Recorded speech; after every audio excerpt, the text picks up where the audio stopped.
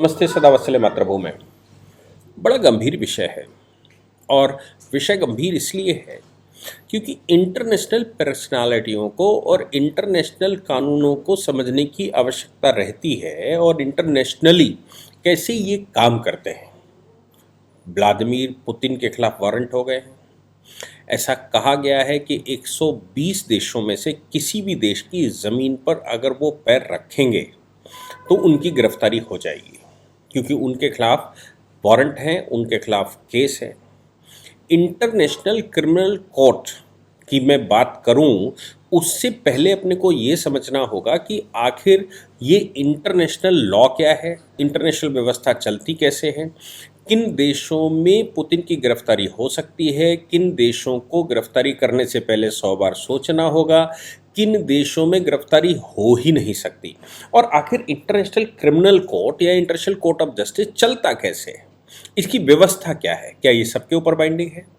क्या इसके वारंट का मतलब ये होता है कि 120 देश इनको गिरफ्तार करके ही रहेंगे अगर उनमें 120 में से किसी देश में उन्होंने एंट्री की, और अगर उनकी गिरफ्तारी नहीं की उस देश ने तो उसके रिपरकेशन क्या होंगे, कानूनी व्यवस्था क्या है। एक चीज़ दिमाग में रखनी चाहिए और वो ये है कि इंटरनेशनल लॉ के विषय में ये कहा गया है, बहुत सारे राइटर्स कहते हैं international law is not a law at all, that is an international comity. ये इंटरनेशनल बंधुत्व है, इंटरनेशनल विचारधारा है, अंतर्राष्ट्रीय संबंधों के आधार पर ये चलता है।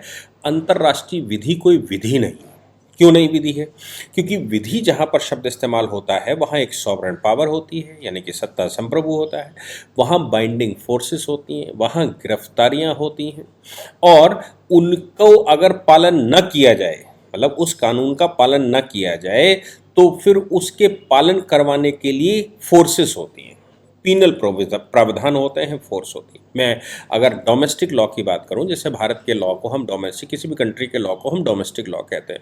अब डोमेस्टिक लॉ में या भारत में जब हम बात करते हैं तो हमारे पास एक सॉवरेन है, एक सत्ता है, एक कोर्ट है।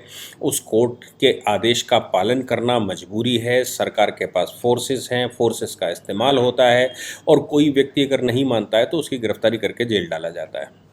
अगर उसके अतिरिक्त शासन सत्ता कुछ गलत करता है तो हमारे पास न्यायालय है, न्यायालय का आदेश भी बाइंडिंग होता है।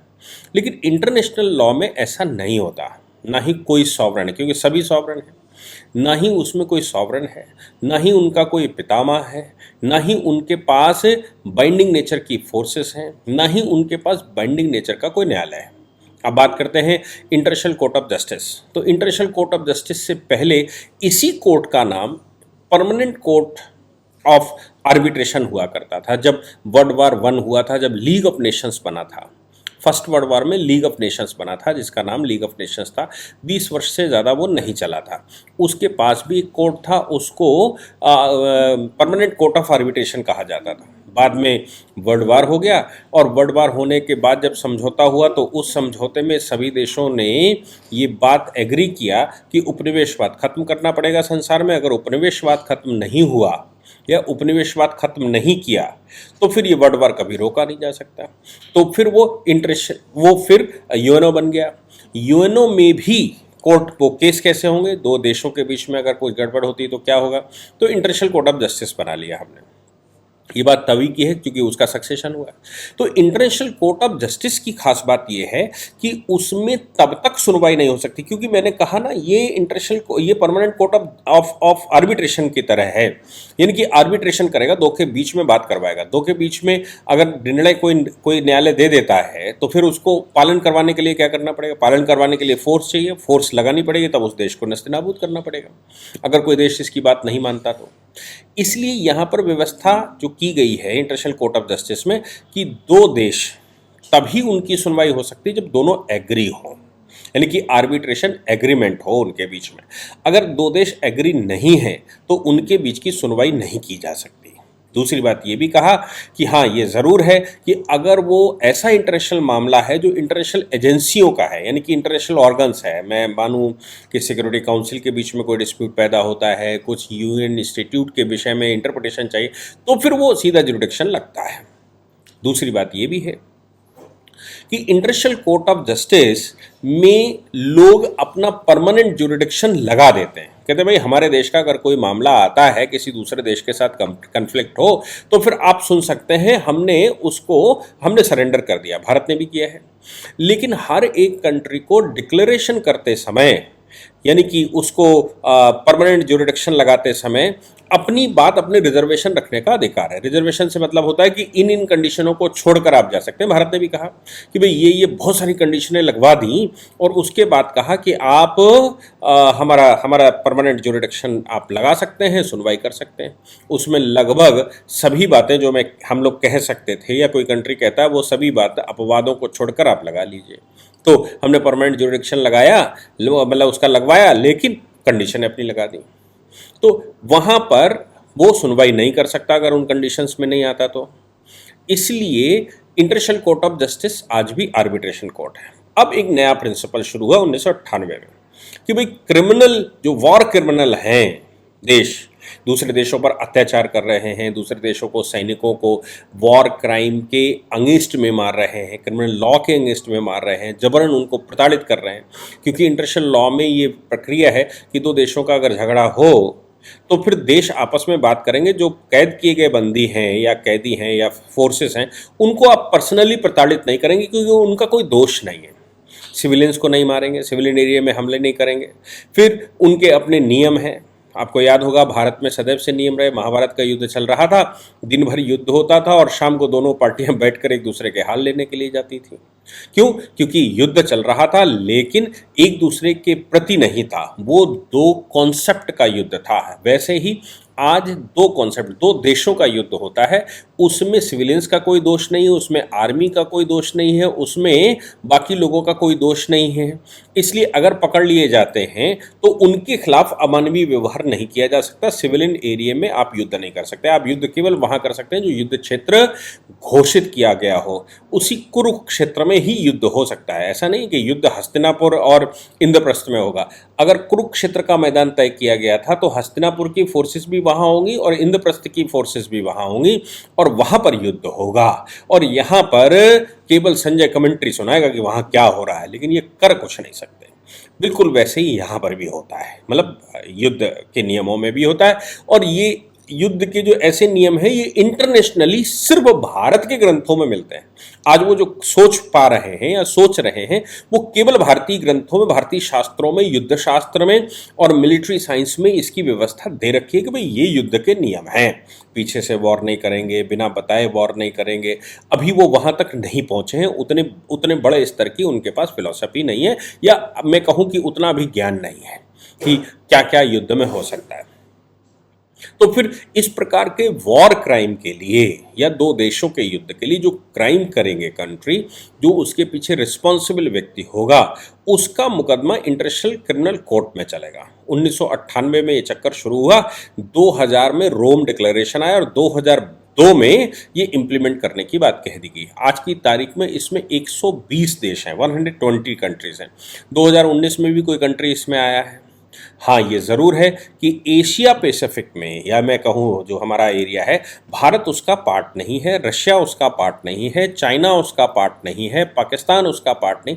मैं कहूँ अगर तो इंटरनेशनल क्रिमिनल कोर्ट में ज़्यादातर यूरोपियन देश हैं, अमेरिकन देश हैं। अमेरिकन से मतलब लैटिन अमेरिका और नॉर्थ अमेरिका दोनों की मैं बात करता हूँ, अफ्रीकन कंट्रीज़ हैं।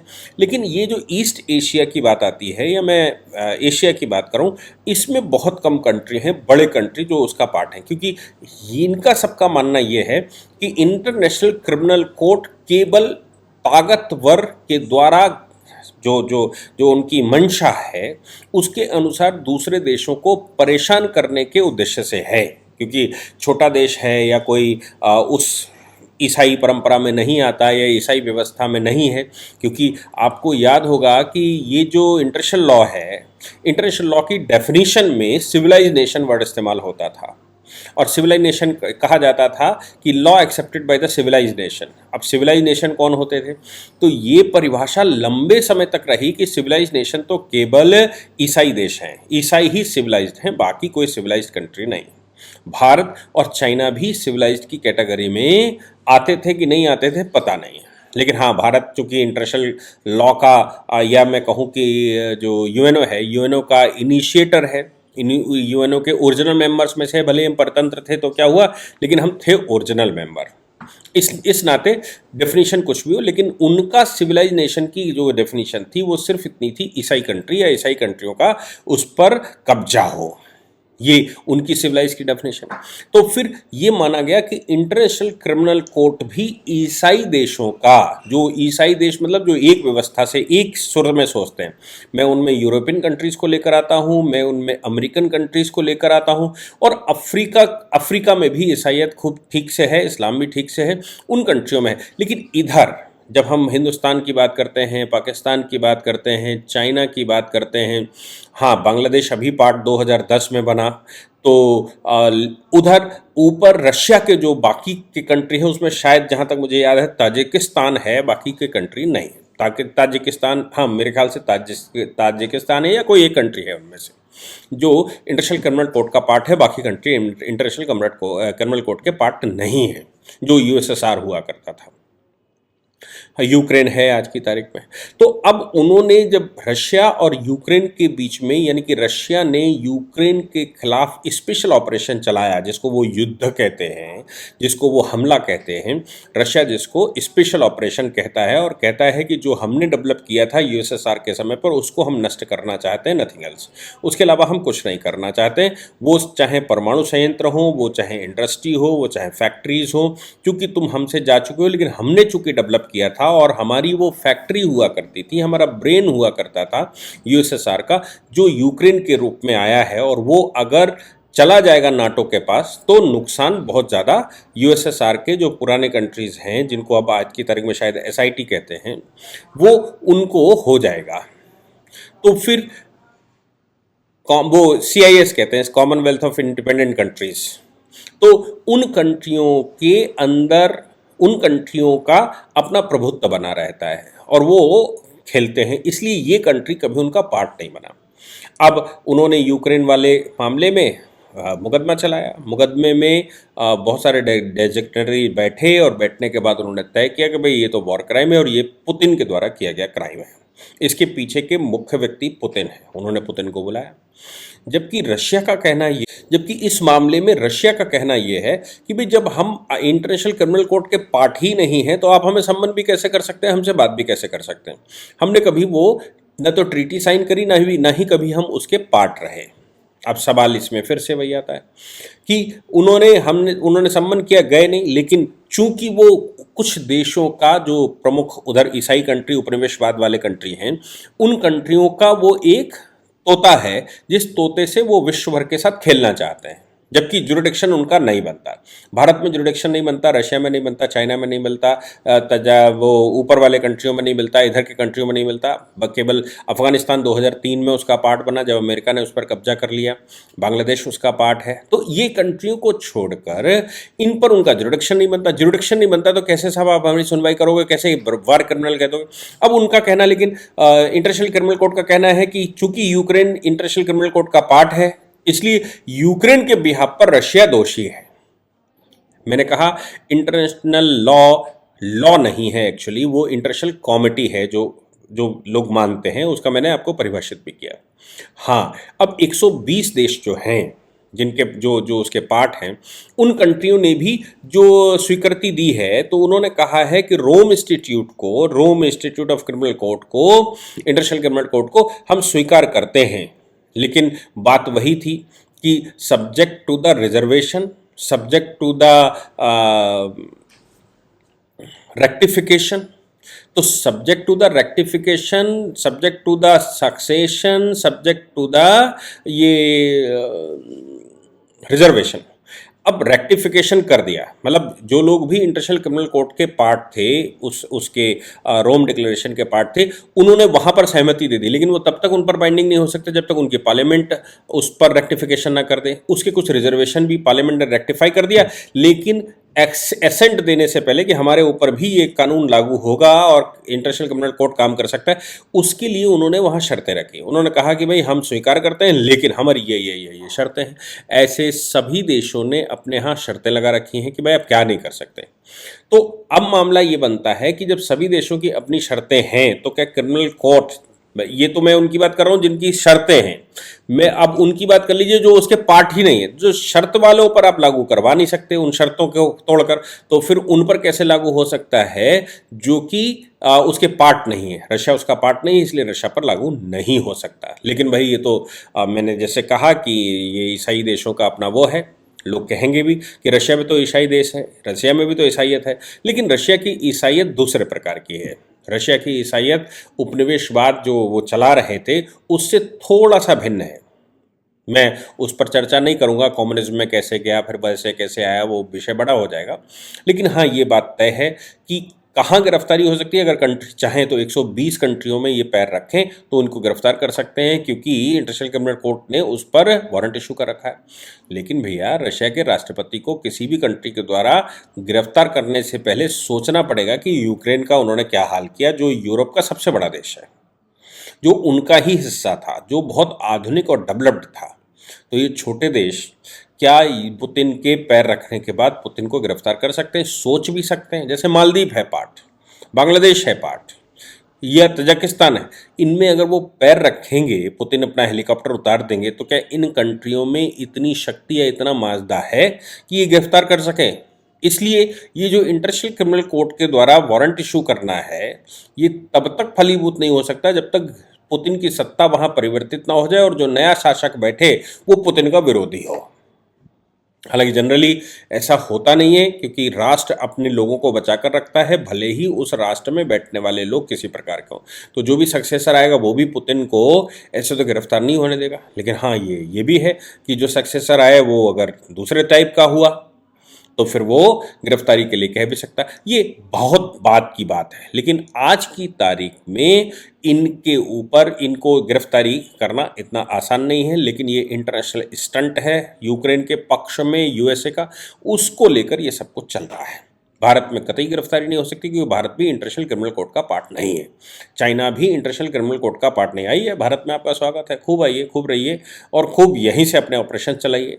हमारे रुपये में ट्रांजैक्शन वर्ल्डवाइड बनाइए। डॉलर को ख़त्म करने की पुतिन ने जो सोची है उसमें हम आपके सहयोगी हैं। आप हमें तेल दीजिए, आप हमें सुविधाएं दीजिए, आप हमें सखालिन दीजिए, हम आपका साथ वैसे तो आपके विरोध नहीं करेंगे। क्यों? क्योंकि हम आपकी अपनी लड़ाई है और हम अपनी लड़ाई लड़ रहे हैं। जय हिंद, जय भारत, वंदे मातरम।